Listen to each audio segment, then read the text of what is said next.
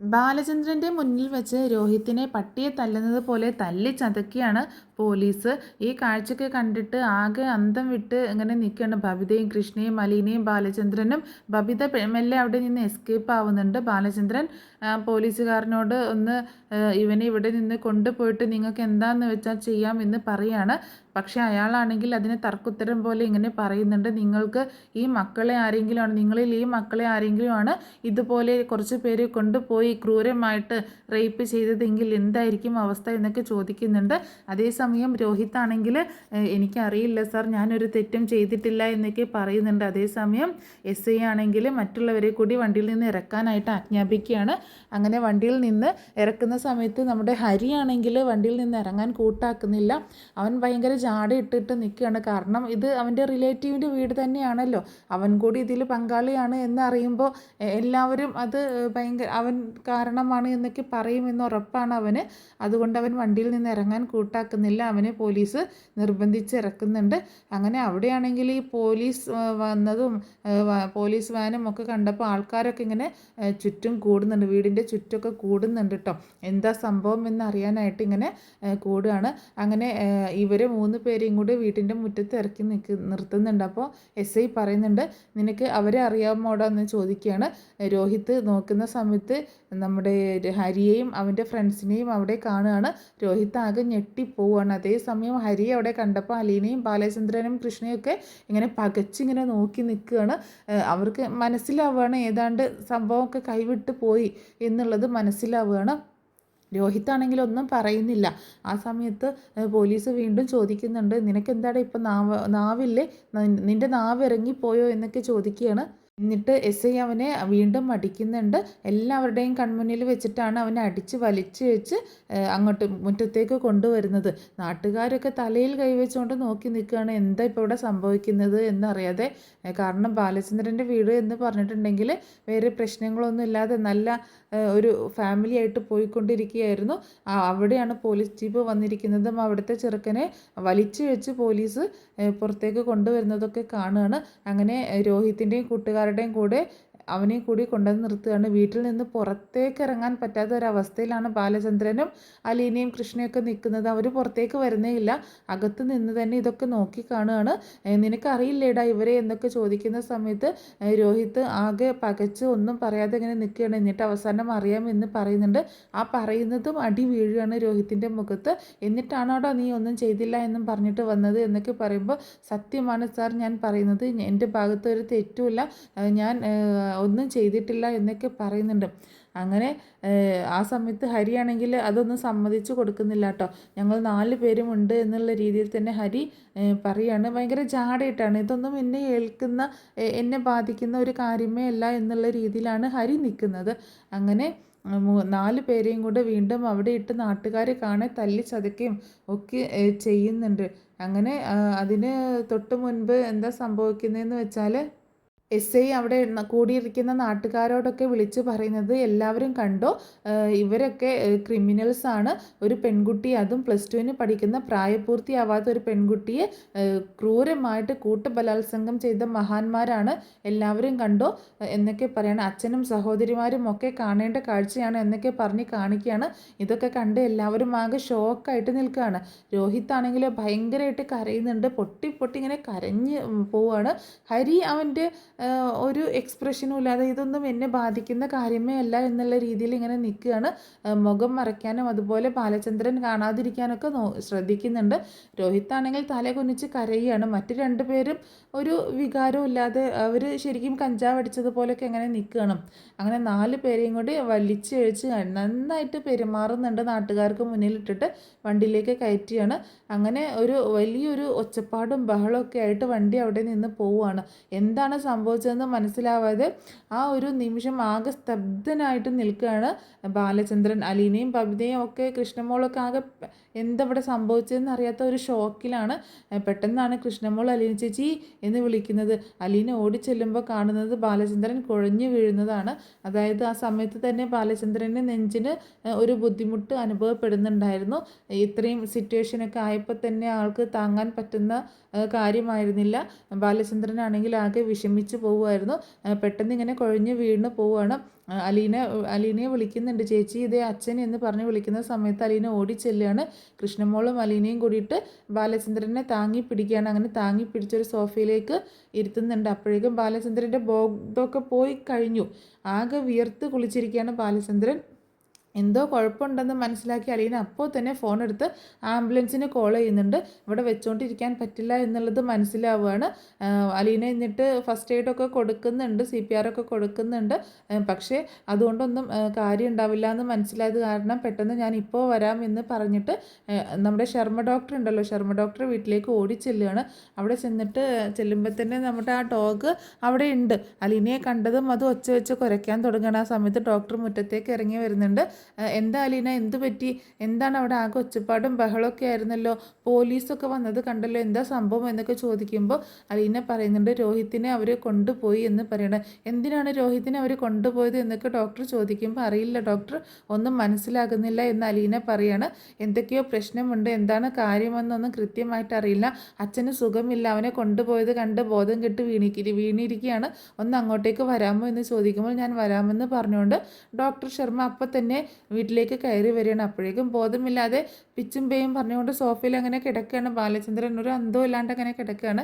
കൃഷ്ണമോൾ അച്ചാച്ചെന്ന് വിളിച്ചിങ്ങനെ ഉണർത്താൻ ശ്രമിക്കുന്നുണ്ടെങ്കിലും ഒന്നും ആവുന്നില്ല. ആ സമയത്ത് ബബിതയും അവിടെ ഷോക്കായിട്ട് അനങ്ങാൻ പോലും വയ്യാതെ സ്റ്റക്കായിട്ട് നിൽക്കുകയാണ്. കാരണം ബാലചന്ദ്രൻ ഇങ്ങനെ വീണ് കിടക്കുകയാണ്. അലീനയാണെങ്കിൽ ഡോക്ടർ ശർമ്മയെ കൂട്ടിക്കൊണ്ടുവന്ന് ചെക്ക് ചെയ്യുമ്പോഴേക്കും BP ഡൗൺ ആണ്, ഹാർട്ട് ബീറ്റ് ഡൗൺ ആണ്, പൾസ് ഡൗൺ ആണ് എന്നൊക്കെ ഇങ്ങനെ ഡോക്ടർ പറയാം കേട്ടോ. എത്രയും പെട്ടെന്ന് ഹോസ്പിറ്റലിലേക്ക് എത്തിക്കണം എന്ന് പറയുമ്പോൾ അലീന പറയുന്നുണ്ട് ഞാൻ ആംബുലൻസിനെ വിളിച്ചിട്ടുണ്ട് എന്ന് പറയണം. ആ നിമിഷം തന്നെ ആംബുലൻസ് അങ്ങോട്ടേക്ക് എത്തിച്ചേരുന്നുണ്ട്. അലീന പെട്ടെന്ന് തന്നെ ബാലചന്ദ്രനെ എടുത്തുകൊണ്ട് സ്ട്രക്ചറിൽ കിടത്തുകയാണ്. എല്ലാവരും ആ ആംബുലൻസിൽ നിന്ന് അറ്റൻഡറൊക്കെ ഇറങ്ങി വരുന്നുണ്ട്. അങ്ങനെ പെട്ടെന്ന് തന്നെ ഹോസ്പിറ്റലിലേക്ക് കൊണ്ടുപോവുകയാണ് ചെയ്യുന്നത്. കൃഷ്ണയും അലീനയും അവരെ സഹായിക്കുകയാണ്. അലീന ആംബുലൻസിലേക്ക് കയറുകയാണ്. കൃഷ്ണ കയറാൻ പോയപ്പോൾ മോളെ കയറണ്ട, വാതിലടിച്ച് രണ്ടുപേരും അകത്തിരുന്നാൽ മതി, ഇന്ന് സ്കൂളിലൊന്നും പോവണ്ട, ഞാൻ അവിടെ ചെന്നിട്ട് വിളിക്കാം എന്ന് പറഞ്ഞുകൊണ്ട് അലീന ആംബുലൻസിൽ കയറി പോവുകയാണ്. പിന്നാലെ തന്നെ ഡോക്ടർ ശർമ്മ കാറിലും പോകുന്നുണ്ട്. അപ്പോഴേക്കും ബബിത അങ്ങോട്ടേക്ക് വന്നിട്ട് അവൾ ആരാ നമ്മുടെ അച്ഛൻ്റെ കൂടെ പോകാനായിട്ട്, നമ്മളില്ലേ ഇവിടെ, നമുക്ക് കയറി പോയാൽ പോരെ എന്നൊക്കെ ഇങ്ങനെ ദേഷ്യപ്പെട്ടുകൊണ്ട് ചോദിക്കുക കേട്ടോ. അങ്ങനെ ആ സമയത്ത് കൃഷ്ണ ബബിതയെ വഴക്ക് പറയുന്നുണ്ട്.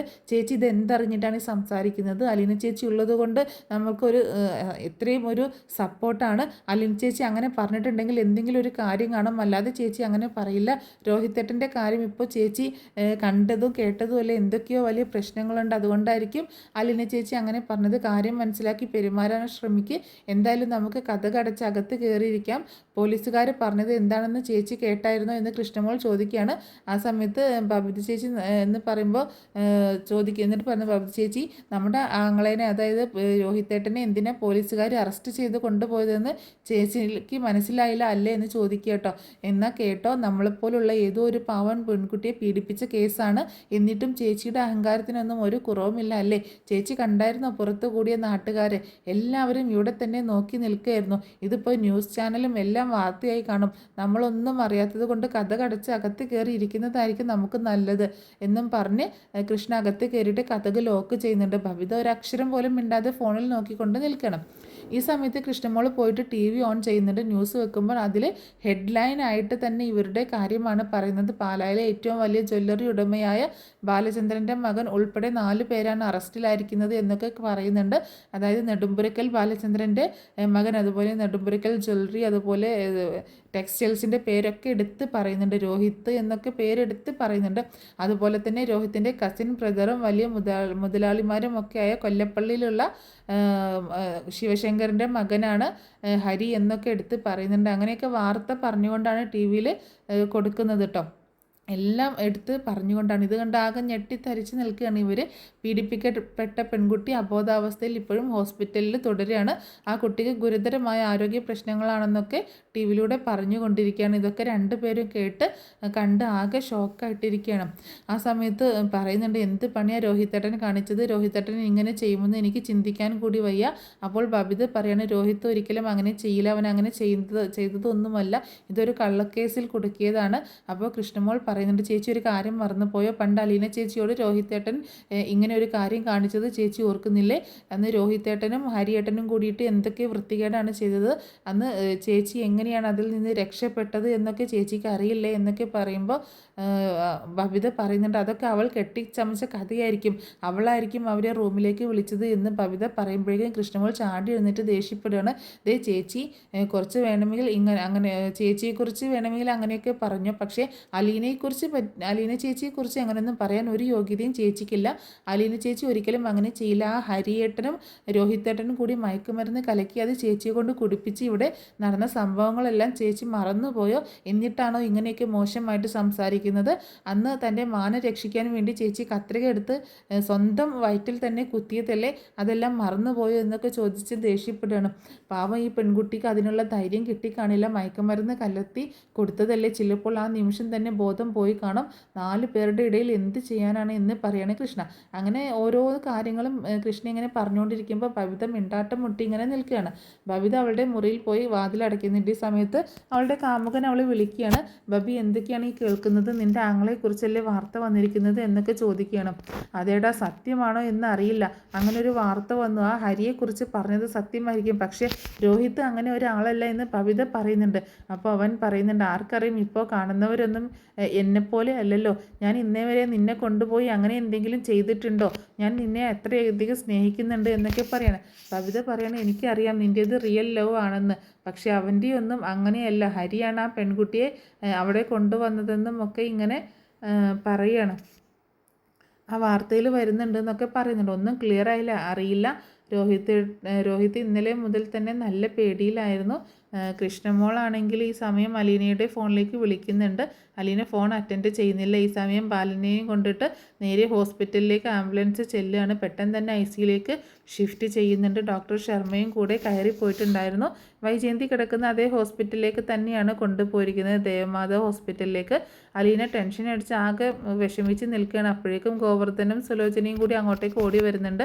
എന്താ മോളെ, എന്താ സംഭവിച്ചത്? ന്യൂസിലേക്ക് ഇങ്ങനെ ഓരോന്ന് കാണുന്നല്ലോ എന്നൊക്കെ ചോദിക്കുമ്പോൾ എനിക്കൊന്നും അറിയില്ല ആൻറ്റി എന്ന് അലീന പറയാണ്. ഹരിയെയും രോഹിത്തിനെയും ഇന്ന് രാവിലെ പോലീസ് അറസ്റ്റ് ചെയ്ത് കൊണ്ടുപോയി, അത് കണ്ട് വീണതാണ് അച്ഛൻ എന്ന് പറയാണ്. ഗോവർദ്ധൻ പറയുന്നുണ്ട്, ഇതൊരു ഊരാക്കുടക്കാണല്ലോ മോളെ എന്നൊക്കെ പറയാണ്. അപ്പോഴേക്കും ഹോസ്പിറ്റലിലെ TV-യിലും ആ ന്യൂസ് തന്നെ ഓടുന്നുണ്ട് കേട്ടോ. അങ്ങനെ ബാലചന്ദ്രൻ്റെ പേരും കടയുടെ പേരും ഒക്കെ വീട്ടുപേരും ഒക്കെ പറഞ്ഞുകൊണ്ടാണ് വാർത്ത വരുന്നത്. ഗോവർദ്ധൻ പറയുന്നുണ്ട്, ഈ സംഭവം അറിഞ്ഞ് ആരൊക്കെയോ എൻ്റെ ഫോണിലേക്ക് വിളിച്ചു കൊണ്ടിരിക്കുന്നത്.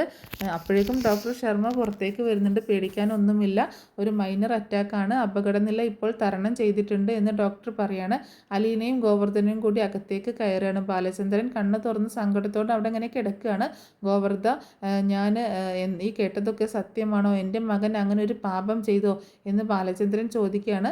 ഗോവർദ്ധൻ അയാളെ ആശ്വസിപ്പിക്കാൻ ശ്രമിക്കുന്നുണ്ട്. ഇതേസമയം അലീന തിരിച്ച് വീട്ടിലേക്ക് തന്നെ പോകുന്നുണ്ട്. അലീനയോട് വീട്ടിലേക്ക് പോവാൻ പറയാണ് ബാലചന്ദ്രൻ.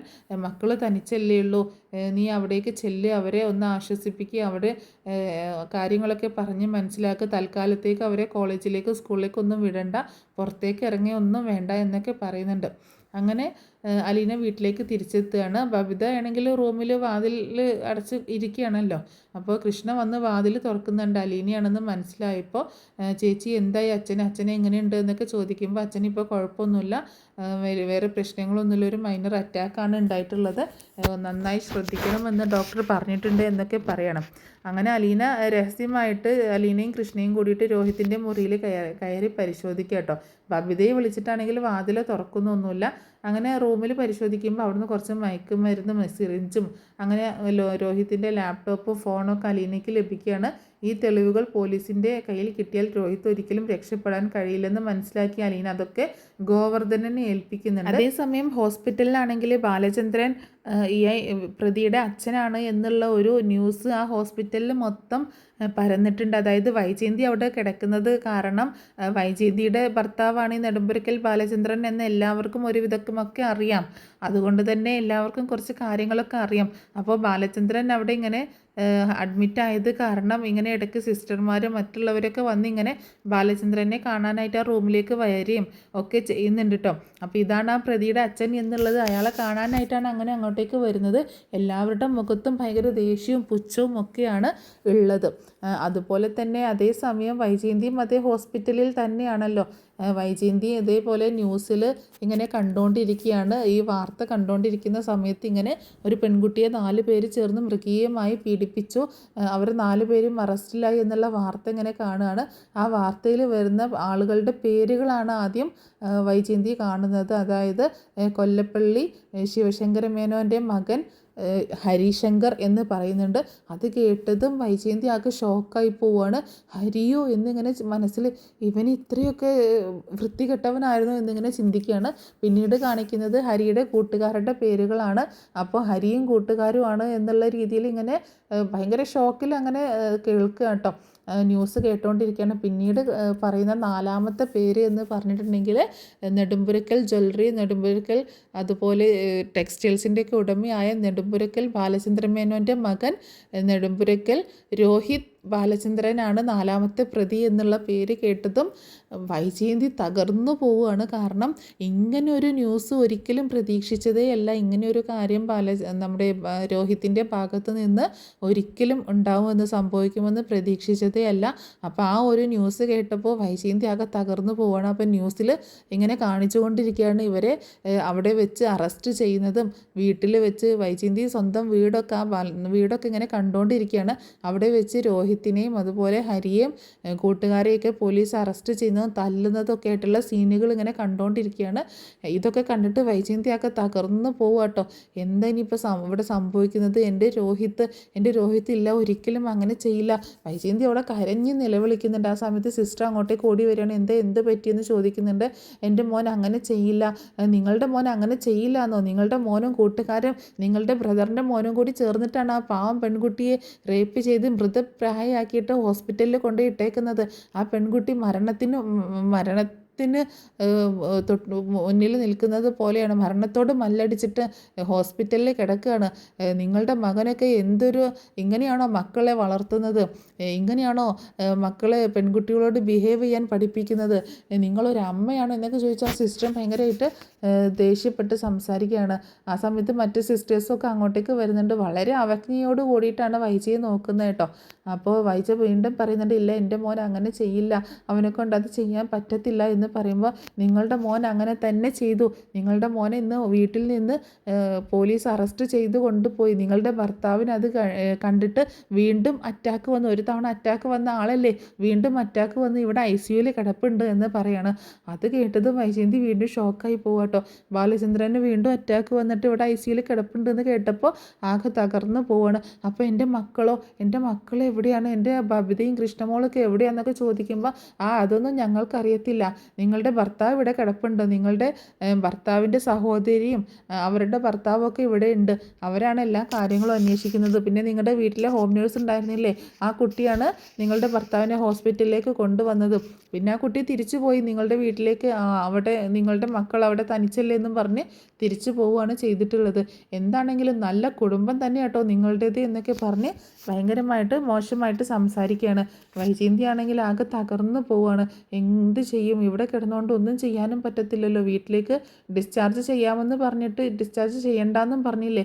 ഇനിയിപ്പോൾ വേറെ വഴിയില്ല, ഡിസ്ചാർജ് വാങ്ങിക്കാതെ വേറെ വഴിയില്ല എന്ന് വൈജയന്തി മനസ്സിലാക്കുകയാണ്. എത്രയും പെട്ടെന്ന് ഡിസ്ചാർജ് ചെയ്ത് വീട്ടിലേക്ക് പോകണം, എന്താ സംഭവിച്ചതെന്ന് അറിയണം, രോഹിതിനെ എങ്ങനെയെങ്കിലും ഇതിൽ നിന്ന് ഒഴിവാക്കി കിട്ടാനുള്ള വഴികൾ തേടണം, ബാലചന്ദ്രനെ കാണണം എന്നൊക്കെ ഇങ്ങനെ മനസ്സിലിങ്ങനെ തീരുമാനിക്കുകയാണ്. അതേസമയം അലീന രോഹിത്തിൻ്റെ റൂമൊക്കെ ഒന്ന് ക്ലീനാക്കി അവിടെയുള്ള സാധനങ്ങളൊക്കെ എടുത്ത് മാറ്റുന്നുണ്ട്. അതേസമയം വീണ്ടും പോലീസ് അങ്ങോട്ട് എത്തുക കേട്ടോ. പോലീസ് അങ്ങോട്ട് എത്തുന്നുണ്ട്, കുറച്ച് പോലീസുകാർ വരുന്നുണ്ട്. അപ്പോൾ അലീന ഡോറ് തുറക്കുന്ന സമയത്ത് എന്താ സാർ എന്ന് ചോദിക്കുമ്പോൾ രോഹിതിൻ്റെ റൂം ഒന്ന് പരിശോധിക്കണം എന്ന് പറയണം. അപ്പോൾ രോഹിതിൻ്റെ റൂമിലേക്ക് പോയിട്ട് അവർ പരിശോധിക്കുമ്പോൾ രോഹിത്തിൻ്റെ കുറച്ച് സാധനം അതൊക്കെ എന്തെന്ന് ചോദിക്കേണ്ടത്, ലാപ്ടോപ്പും കാര്യങ്ങളൊക്കെ. അപ്പോൾ ഞങ്ങൾക്കറിയില്ല എന്ന് പറയണം. പക്ഷേ അലീന അതൊക്കെ എടുത്ത് മാറ്റിയിട്ടുണ്ടായിരുന്നു. എന്നിട്ട് പോലീസുകാർ പറയുന്നുണ്ട്, താനൊന്ന് പോലീസ് സ്റ്റേഷൻ വരെ വരേണ്ടി വരും എന്ന് പറയണം. എന്താ സാർ, എന്താ കാര്യം എന്ന് ചോദിക്കുമ്പോൾ, കാര്യം അറിഞ്ഞാൽ മാത്രമേ താൻ വരുള്ളൂ എന്ന് ചോദിക്കണം. അപ്പോൾ വനിതാ പോലീസൊക്കെ കൂടെയുണ്ട്. അപ്പോൾ അല്ല സാറേ, ഞാൻ ചോദിച്ചു എന്നേ ഉള്ളൂ എന്ന് പറയണം. ഇവിടെ അച്ഛനില്ല, അമ്മയും ഇല്ല, എല്ലാവരും ഹോസ്പിറ്റലിലാണ്, അപ്പം ഞങ്ങൾ മാത്രമേ ഉള്ളൂ എന്ന് പറയുമ്പോൾ, അതൊന്നും ഞങ്ങൾക്ക് അറിയണ്ട, നീ ഇപ്പോൾ സ്റ്റേഷനിലേക്ക് വന്നേ പറ്റുള്ളൂ എന്ന് പോലീസ് കർക്കശമായിട്ട് പറയാണ്. അലീന ആകെ പകച്ചു പോവാണ്. ബബിതയും കൃഷ്ണയും തനിച്ചാണ്, എന്ത് ചെയ്യണമെന്ന് അറിയാത്തൊരവസ്ഥയിലാണ്. അപ്പോൾ അലീന ചോദിക്കുന്നുണ്ട്, ഞാനൊന്ന് ഫോൺ ചെയ്തോട്ടെ സാർ, ഈ പെൺകുട്ടികളെ തനിച്ചാക്കിയിട്ട് വരാനുള്ളതാണ്, ഞാനൊന്ന് ഫോൺ ചെയ്തോട്ടും ചോദിക്കുമ്പോൾ അതൊന്നും പറ്റത്തില്ല, ഫോൺ ചെയ്യാനൊന്നും പറ്റത്തില്ല, ഇപ്പോൾ തന്നെ ഞങ്ങളുടെ കൂടെ വരണം എന്ന് പറയണം. ആ സമയത്ത് അലീന ഇവരോട് ബബിതയോടും കൃഷ്ണയോടും പറയുന്നുണ്ട്, നിങ്ങൾ പേടിക്കരുത്, വാതിലടച്ച് അകത്തിരിക്കുക, ഞാൻ വരാതെ അല്ലെങ്കിൽ മനുവേട്ടൻ വരാതെ ആരും വാതിൽ തുറക്കരുത്, അല്ലെങ്കിൽ ഗോവർദ്ധൻ അങ്കിൾ വരും, വേറെ ആര് വന്നാലും വാതിൽ തുറക്കരുത്, എന്തൊക്കെ ശബ്ദം കേട്ടാലും പുറത്തേക്ക് ഇറങ്ങരുത് എന്നൊക്കെ അവർക്ക് നിർദ്ദേശം കൊടുക്കുന്നുണ്ട്. അതിനുശേഷം അലീന കൃഷ്ണയോട് പറയുന്നുണ്ട്, മനുവേട്ടനെ വിളിച്ച് കാര്യങ്ങളൊക്കെ അറിയിക്കണം എന്നൊക്കെ പറയണം. അപ്പോൾ അതൊക്കെ കൃഷ്ണ സമ്മതിക്കുകയും ചെയ്യുന്നുണ്ട്. അങ്ങനെ അലീനയും കൂട്ടിയിട്ട് പോലീസ് സ്റ്റേഷനിലേക്ക് പോവുകയാണ് മറ്റ് പോലീസുകാർ. അങ്ങനെ കൃഷ്ണയും ബബിതയും കൂടെ വാതിലൊക്കെ അടച്ച് അവിടെ അകത്തിരിക്കുന്നുണ്ട്. കൃഷ്ണയാണെങ്കിൽ പിന്നീട് മനുവിനെ വിളിച്ച് ഫോൺ വിളിച്ച് കാര്യങ്ങളൊക്കെ പറയുന്നുണ്ട്. അതുപോലെ രേവതിക്കുട്ടിയെ വിളിച്ചിട്ടും ഗ്രേസമ്മയുടെ അടുത്തും മാമച്ചാൻ്റെ അടുത്തും കാര്യങ്ങളൊക്കെ പറയുന്നുണ്ട്. അങ്ങനെ പോലീസ് സ്റ്റേഷനിൽ എത്തുന്ന അലീനയെ കാണുന്നത് രോഹിത്തും ഹരിയും കൂട്ടുകാരൊക്കെ കൂടി അവിടെ ഇങ്ങനെ പോലീസ് സെല്ലിനുള്ളിൽ കിടക്കുന്നതാണ്, അവിടെ ഇങ്ങനെ ഇരിക്കുന്നതാണ് കാണുന്നത്. അലീനയെ കണ്ടപ്പോൾ രോഹിത്തും സങ്കടപ്പെട്ട് ഇങ്ങനെ കരഞ്ഞുകൊണ്ടിരിക്കുക കേട്ടോ. അപ്പോൾ അലീനയെ പോലീസ് SI അടുത്തേക്ക് വിളിപ്പിക്കുന്നുണ്ട്. എന്നിട്ട് ചോദിക്കുന്നുണ്ട്, ഇവരോട് ക്വസ്റ്റ്യൻ ചെയ്തപ്പോഴാണ് കുറച്ച് കാര്യങ്ങൾ മനസ്സിലാക്കാൻ പറ്റിയത്, ഇവർ മുൻപും ഇതുപോലൊരു ക്രൈം ചെയ്തിട്ടുണ്ടെന്ന് പറഞ്ഞു എന്ന് പറയണം. അപ്പോൾ അലീന ചോദിക്കുന്നുണ്ട്, എന്താ സാർ, എന്തിനാണ് എന്നെ വിളിപ്പിച്ചത് എന്ന് ചോദിക്കുമ്പോൾ, ഇവർ നിന്നെ എപ്പോഴെങ്കിലും ഇങ്ങനെ റേപ്പ് ചെയ്യാനോ അല്ലെങ്കിൽ ഉപദ്രവിക്കാനോ ശ്രമിച്ചിട്ടുണ്ടോ എന്ന് ചോദിക്കുമ്പോൾ അലീന ഇല്ല എന്ന് പറയാട്ടോ. അതെന്താ നീ കള്ളം പറയുന്നത്, ഒരിക്കൽ ഇവർ നിനക്ക് മയക്കുമരുന്ന് കലർത്തിയ വെള്ളം കുടിക്കാൻ തന്നിട്ട്, ജ്യൂസ് കുടിക്കാൻ തന്നിട്ട് അത് നീ കുടിച്ചിട്ട് മയങ്ങി വീഴാറായില്ലേ, നിന്നെ റേപ്പ് ചെയ്യാൻ ഇവർ ശ്രമിച്ചില്ലേ, അതിനല്ലേ നീ കത്രിക കൊണ്ട് വയറ്റിൽ കുത്തിയിട്ട് മുറിവായി ഹോസ്പിറ്റലിൽ കിടന്നത് എന്നൊക്കെ ചോദിക്കുമ്പോൾ, ഇല്ല സാർ, അങ്ങനെ ഒരു സംഭവം നടന്നിട്ടേ ഇല്ല, എൻ്റെ കൈകൊണ്ട് അബദ്ധത്തിൽ എൻ്റെ വയറ്റിൽ കത്രിക കുത്തി കയറിയതാണ്, അല്ലാതെ വേറൊന്നും നടന്നിട്ടില്ല എന്ന് തന്നെ പറയണം. അങ്ങനെയല്ലല്ലോ എന്നിട്ട് പറഞ്ഞത്, ഇവർ മയക്കുമരുന്ന് കലർത്തിയ ജ്യൂസ് നിന്നെ കൊണ്ട് കുടിപ്പിച്ചു, അത് അങ്ങനെയാണ് നീ വീഴാൻ പോയപ്പോൾ കത്രിക എടുത്ത് വയറ്റിൽ കുത്തിയത് എന്നൊക്കെ ചോദിക്കുമ്പോൾ, ഇല്ല സാർ, അങ്ങനെ ഒരു സംഭവം നടന്നിട്ടില്ല എന്ന് പറയുമ്പോൾ, വെറുതെ കള്ളം പറയരുത് എന്ന് പറയണം. ഭയങ്കര ദേഷ്യത്തിൽ പറയുമ്പോൾ, സാർ, അതൊക്കെ കഴിഞ്ഞ കാര്യങ്ങളാണ്, അതിനെപ്പറ്റി എനിക്ക് യാതൊരു പരാതിയും ഒന്നുമില്ല, അതുകൊണ്ട് ഇനി അതിനെപ്പറ്റി സംസാരിക്കേണ്ട ആവശ്യമില്ല എന്ന് പറയണം. നീ സത്യം പറയുമെന്ന് നോക്കട്ടെ, തൽക്കാലം നീ ഇവിടെ നിൽക്ക് എന്ന് പറയുമ്പോൾ, സാർ, എനിക്ക് പോകണം, എനിക്ക് വീട്ടിൽ എൻ്റെ അനിയത്തിമാർ തനിച്ചേ ഉള്ളൂ, എനിക്ക് വീട്ടിലേക്ക് തിരിച്ചു പോകണം എന്ന് പറയുമ്പോൾ, അങ്ങനെ തിരിച്ചു പോകാനൊന്നും പറ്റത്തില്ല, ഇതിൻ്റെ പുറകിലുള്ള എല്ലാ കാര്യങ്ങളും പുറത്ത് കൊണ്ടുവന്നേ പറ്റത്തുള്ളൂ, നീ സത്യം പറയുന്നത് വരെ ഇവർക്കെതിരെയുള്ള തെളിവ് കൂടുതൽ ശക്തമാകണമെങ്കിൽ നിൻ്റെ പരാതി കൂടി കിട്ടണം, അതുകൂടി കിട്ടുകയാണെന്നുണ്ടെങ്കിൽ ഇവർക്കെതിരെയുള്ള പരാതി ശക്തമാകും. ഇപ്പം തന്നെ പരാതി വളരെ ശക്തമാണ്, എന്നാലും കൂടുതൽ പരാതികൾ കൂടി കിട്ടുമ്പോൾ കൂടുതൽ ശിക്ഷ വാങ്ങിച്ചു കൊടുക്കാനായിട്ട് പറ്റും എന്നൊക്കെ പറയണം. സാർ, എനിക്ക് പരാതിയില്ല, എനിക്ക് യാതൊരു പരാതിയില്ല എന്ന് പറയുമ്പോൾ, അങ്ങനെ നിനക്ക് ഇവിടുന്ന് രക്ഷപ്പെടാൻ പറ്റത്തില്ല, തൽക്കാലം നീ ഇവിടെ തന്നെ നിൽക്ക് എന്ന് പറയുന്നുണ്ട്, അല്ലാതെ നിന്നെ ഇവിടെ നിന്ന് തൽക്കാലം വിടാൻ ഉദ്ദേശിക്കുന്നില്ല എന്ന് പറഞ്ഞ് അലീനയെ അവിടെ പിടിച്ചു വെക്കുകയാണ്. ആ സമയത്ത് അലീന രോഹിത്തിൻ്റെ അടുത്തേക്ക്, ആ സെല്ലിൻ്റെ അടുത്തേക്ക് ഇങ്ങനെ നോക്കുന്ന സമയത്ത് രോഹിത്ത് ഇങ്ങനെ കരഞ്ഞുകൊണ്ട് പറയണം, ചേച്ചി, ഞാനൊരു തെറ്റും ചെയ്തിട്ടില്ല ചേച്ചി, എന്നെ വിശ്വസിക്ക്, ഞാനൊരു തെറ്റും ചെയ്തിട്ടില്ല, എന്നെ ഇവിടെ പെടുത്തിയതാണ്, ഞാനൊരു തെറ്റും ചെയ്തിട്ടില്ല എന്ന് പറഞ്ഞുകൊണ്ട് അലീനയെ നോക്കി പൊട്ടി കരഞ്ഞുകൊണ്ടിരിക്കുകയാണ് രോഹിത്ത്.